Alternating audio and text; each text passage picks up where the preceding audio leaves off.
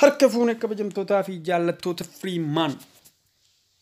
Nageenyi keenya bakka jirtanutti isin haga'u jechaa. Hunduma keessan nageenyi keenya bakka jirtanutti isin haga'u.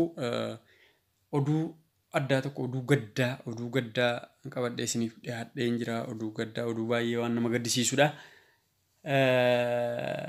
Nuti dachee kanarratti jechuudha yeroo dhalannutti kaanee nama taanee dhalanne waan ta'eef namummaa isaatiif waan gaarii tokko yaaddaa fi namummaa isaatiif iyyuu wanta sarara ga'ee dubbatta. Namummaa isaatiif nama waan inni ta'e qofaaf waan irra gahee dubbatta jechuudha. Asirratti nuti garaagarummaa siyaasaatiin fagaannee yookaan immoo namni kun akkanaa namni kun akkasii jechuu hin qabnu. Mucaan asirratti argitan kun lubbuun isaa hadha darbe jechuudha. Lubbuun isaa hadha darbuu maaliin immoo isa darbiseedhu maqaan isaa Ashuu Kebbanaa jedhama. Ashuu Kebbanaa nama Itoophiyaati. Bakka dhaloota isaa hin beeku ta'a. Ani hin beeku ani. Ashuu Kebbanaa jedhama. DC jiraata. Washington DC Ameerikaa jechuudha. Akkuma nama biraa jechuudha yookaan barumsaaf dhaqee yookaan hojii biraatiif dhaqee maatii qaba, ijoollee qaba, fira achi qaba jechuudha. Maatii wajjin achi jiraata. Namni kun dhukkuba kanaan qabamuun isaa yoom isa jedhuuf immoo Ashuu Kebbanaa akkuma beekamu jechuudha. Akkuma nama tokkotti jechuudha maatii isaa bashannansiisuudhaaf fudhatee bashannanaaf jechuudha bakka biraa dhaqee ture. Bakki inni dhaqe kunis tarii dhukkuba kanaan qabamanii dhukkubni kun baay'ee achitti hammaatee jira ta'a.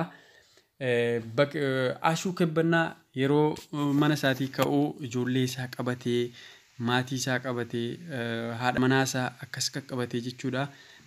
Jaraa wajjin gara biyya biraatti godaananii turan. Erguma dhukkubni kun dhufee natti fakkaata.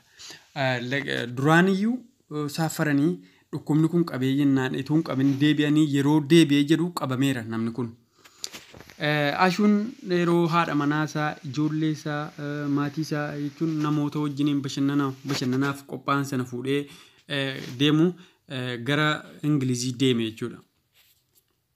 Yeroo ammaa kanatti immoo Ingiliziin akkuma beekamu sadarkaa keessa galtee warra dhukkubni kun itti hammaate keessaa sadarkaa keessa jirti. Ashuun kunis erga achi deemee achitti bashannanee maatii isaa, ijoollee isaa, haadha manaa isaa, firoottan isaatii wajjin bashannanee achitti erga tureen booda Ingiliz Britain London irraa jechuudha gara qe'eesaatti deebi'e. Qe'eesaa Washington DC tti deebi'ee Ameerikaa jechuudha. Washington DC tti erga deebi'ee achirraa deebi'ee namni kun yeroo wal'aanamu dhukkubni kun keessatti argame. Erga dhukkubni kun keessatti argame hin teenye achumaaniyyuu akkuma nam tokkotti jechuudha qaama wal'aansa fayyaa barbaachaaf gara doktooraa adeeme. Gara doktooraa deemee keessatti argameera waan ta'eef wal'aanamuudha. Wanti biraa hin jiru dawaa gaafatanii dawaa fudhachuudha. Wanta doktorri ajaju guutuusaa raawwachuudha. Innis kanumarra osoo jiru jechuudha.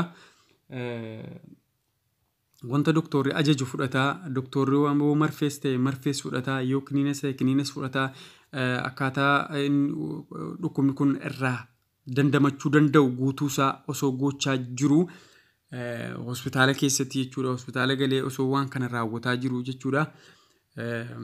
Wanti isa qunnamee garuu waan addaati jechuudha. Dhugaa baay'ee nama gaddisiisa. Namni Ashuun kun egaa Ashuu Kebbanaa erga achi galee wanta doktorri ajaju guutuusaa fudhataa ture jechuudha. Wanta hin taane yookaan immoo wanta hin eegamne tokkotu uumame. Innis wanti hin eegamne kun maanni yoo jettan addunyaa kanarraa boqachuudha jechuudha.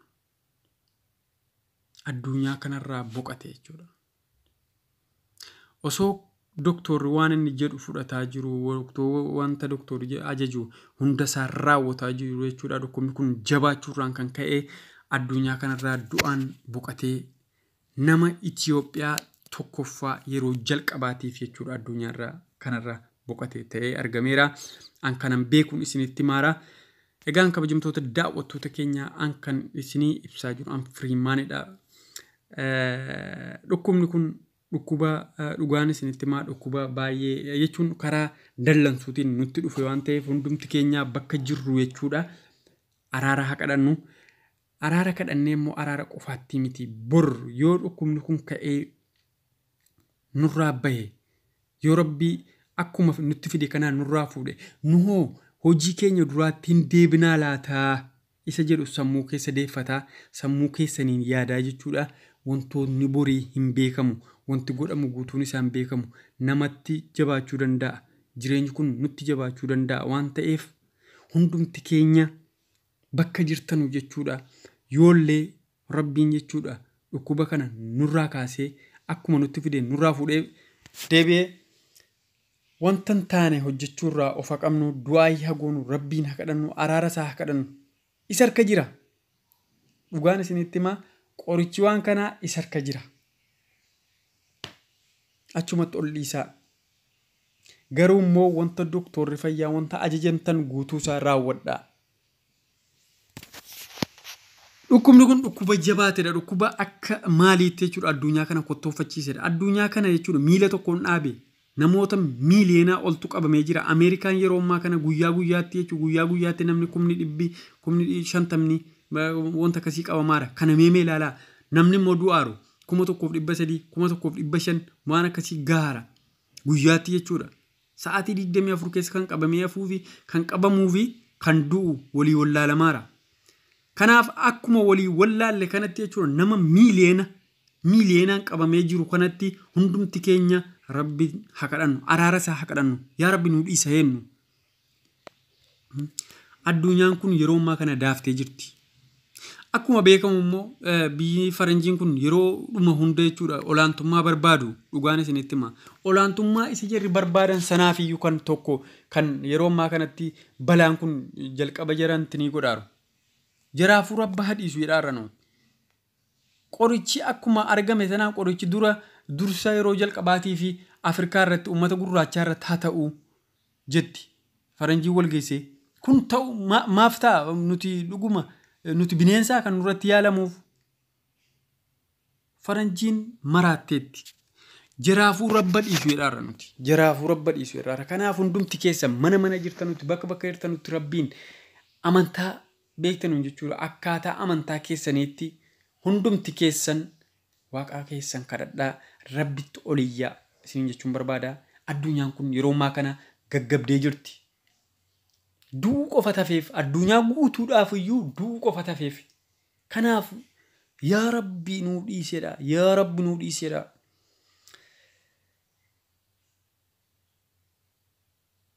Chaayinaa irraa haa ka'u malee jechuudha amma yeroo ammaa kana bakki inni hin geenye hin jiru. Dhukkubichi maqaa dhahatee maqaa moggaafatee dhufe malee maqaan isaa sana ta'uu dhiisuu danda'a. Maaltu beeka? Dhukkuba ijaan hin argamne. Yeroo ammaa kanatti jechuudha namni wal dubbisuu dhiisuu qofa laala. Wal dubbisuu qofa irraanii miti kan inni daddarbu yaa biyya. Yoo wal dubbifte qofaa miti kan hin darbu. Wantatu qabdu guutuun isaa dhukkubicha irratti qubata. Vaayirasiin kun irra qubata. Bakka ejjettu guutuun irra qubata. Bakka ejjettu harii jira. Bakka tu dhaabbattu guutuu isaa jira. Namatu argitu kana hunda isaarra jira. Kanaaf bakka jirtanuu Rabbiin kadhadhaa. Nama yeroo jalqabaatiif kunoo du'es jechuudha. Itoophiyaa yeroo jalqabaatiif biyya baqaa irratti jechuudha akkuma nama hundaa jechuudha jiraachuudhaaf biyyaa bahee baqa isaarra jiru kana akkuma argaa jirtan kana akkasuma nama jireenya isaa maatii isaa wajjin dabarsuudhaaf biyya biraatti deeme kanarratti duutii dhukkuba kanaan dhufee argameera jechuudha. Guyyaa hadhaa Ashuu Kabbanaa kan jedhamu Ameerikaa Waashingtan DC keessatti jechuudha. Sababa dhukkuba vaayirasii kanaatiin addunyaarraa boqateera. Obboleessa kiyya boolla kee daadhiin haguutuun siin jedha. Biyyeen sitta yabbatu dhugaa baay'ee nama gaddisiisa. Dhukkuba kanaan dhukkuba hundaan hundu'ama garuu immoo dhukkuba amma yeroo ammaa kana keessa fiigaaru kanaan yeroo maatii fudhattee bashannanaaf deemtee maatii biraa immoo yeroo deebitu kanatti yeroo dhukkuba kanaan qabamtee duututti hedduu nama gaddisiisan siin jechuu barbaada. Yaa ummata bakka jirtanitti du'aa kadhadhaa. Nuti qaama siyaasaa yookaan immoo paartiin keenya siyaasaa keenya adda adda ta'uu danda'a garuu nama waan taaneef qofaaf nama waan taane qofaa fi waliin nahuu danda'uu qabna jechuudha. Amma mucaan asirratti argaa jirtan kunis yookaan akkuma beekamu yookaan saba koo maal koo ta'uu dhiisuu danda'a garuu nama Itoophiyaawidha. Du'a irratti immoo wanta akkanaatiin immoo wal ilaaluu qabnu. Walitti dhufna baqaa walitti dhufna yoo maal taane walirraa hin cinnu soba malee. Kanaaf hundumti keessan jechuudha rabbiin kadhadhaa bakka jirtanu maatii isaatiif immoo jajjabina haa kennuun jedha. Uummanni Itoophiyaa hundi of eegaan isin jechuu barbaada. Of eeggannoon gaariidha. Kabajamtoota daawwattoota keenya kan amma daawwataa jirtan chaanaalii Firiimaanidha. Namoonni Firiimaan subscribe hin goone subscribe godhaa. Nu hordofaa isiniin jenna. Nagaan